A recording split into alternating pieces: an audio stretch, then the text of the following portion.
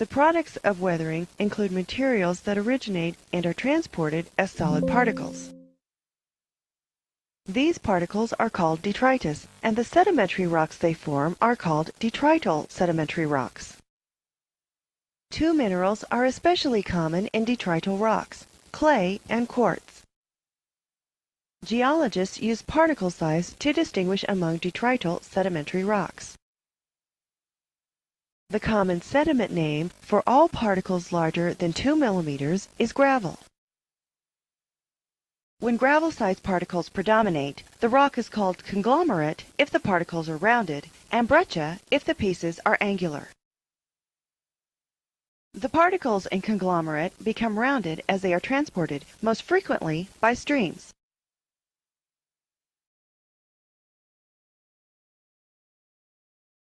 The angular pieces in breccia indicate the particles were not transported very far from their source prior to deposition.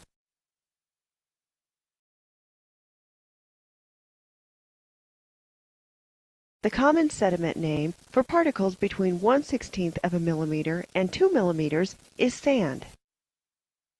And sandstone is the name given rocks when sand-size grains dominate. Because it is very durable, quartz is the predominant mineral in most sandstones.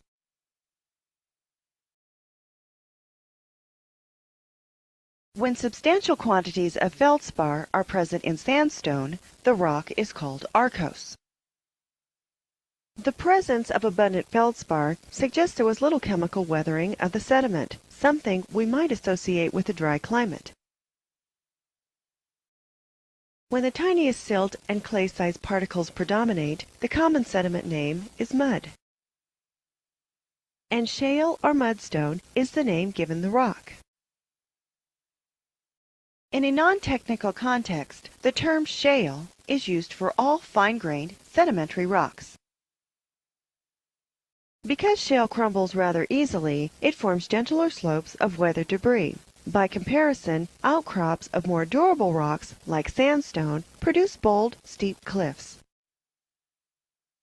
Unlike detrital rocks, which form from the solid products of weathering, the source of sediment for chemical sedimentary rocks is material dissolved in water. When material in solution precipitates, it forms chemical sediments, which become rocks such as limestone, chert, and rock salt.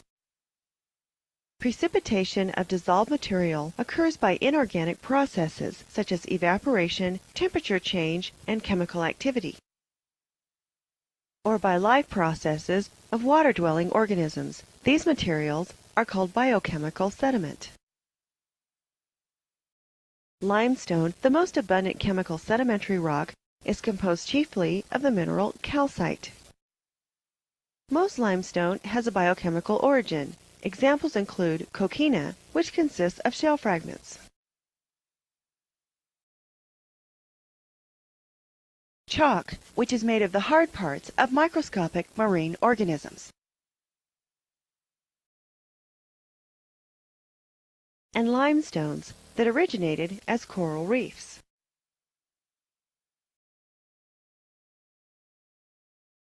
A limestone with an inorganic origin is travertine, which is often seen decorating caves.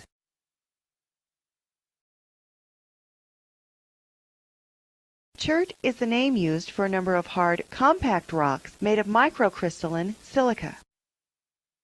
These rocks may have either an inorganic or a biochemical origin. It usually is not possible to determine this by looking at a hand sample. Evaporites form when evaporation causes minerals to precipitate from water. Such minerals include halite, the main component of rock salt, and gypsum, the main ingredient of rock gypsum.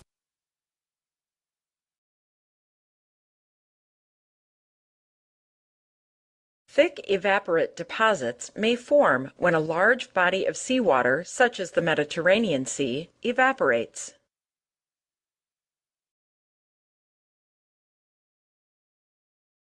Click on the correct rock name that fits the above description.